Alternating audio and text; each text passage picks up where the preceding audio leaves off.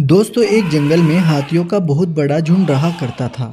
वहाँ पर सब हाथी खुशी से अपनी जिंदगी काट रहे थे। लेकिन वहाँ पर एक खतरनाक हाथी रहता था जिसका नाम था काली। काली बहुत ही खतरनाक और डरावना था और काली जब भी इस प्रेमी जोड़े को एक साथ देखता तो उसके खून में आग लग जाती और वे बहुत ज्यादा गुस्सा होता। उस प्रेमी जोड़े को भी पता लग चुका था कि ये काली हाथी उनके खिलाफ है।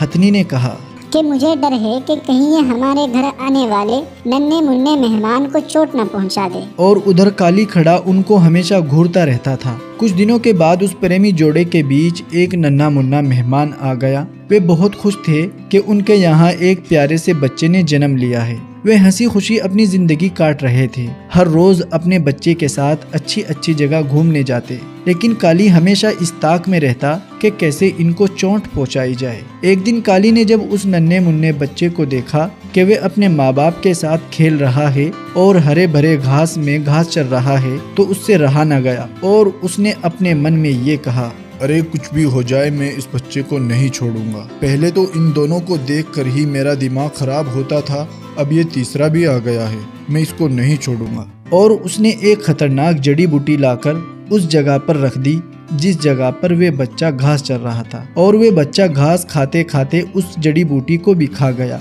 उस जड़ी बूटी को खाते ही वे बच्चा नीचे गिर गया और बेहोश हो गया। जब उस जोड़े ने देखा कि उनके बच्चे को बहुत चोट पहुंची है और वे बेहोश हो चुका है और उन्हें ये भी मालूम हो गया कि ये सब काम काली हाथी ने किया है, उन्होंने फैसला किया कि ये तमाम बातें हम राजा शेर को बताएंगे, वही हमें इंसाफ देंगे। उसके बाद वे प्रेमी जोड़ा राजा शेर के पास पहुंचा और राजा शेर से कहा, राजा साहब, हमारी प्यारी जिंदगी को इस काली हाथी ने बर्बाद कर दिया है और ये हमेशा से ही हमें नुकसान पहुंचाने की सोचता रहता है और अभी अभी इसने हमारे बच्चे को भी नुकसान पहुंचाने की कोशिश की।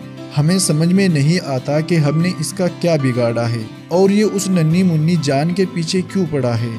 हम बहुत परेशान हैं, आपसे गुजारिश है इसे इसकी सख्त सजा दें। जब शेर ने यह सुना तो उसे बहुत गुस्सा आया।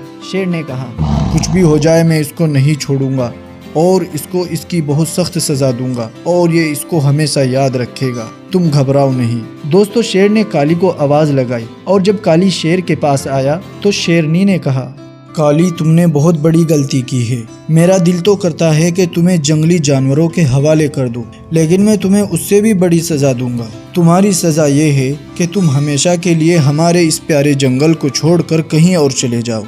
अगर तुम मुझे यहाँ नजर आए तो मैं तुम्हारी हालत खराब कर दूंगा। काली हाथी ये सुनते ही बेहोश हो गया और नीचे गिर गया और आखिरकार उसे वो जंगल छोड़ना पड़ा।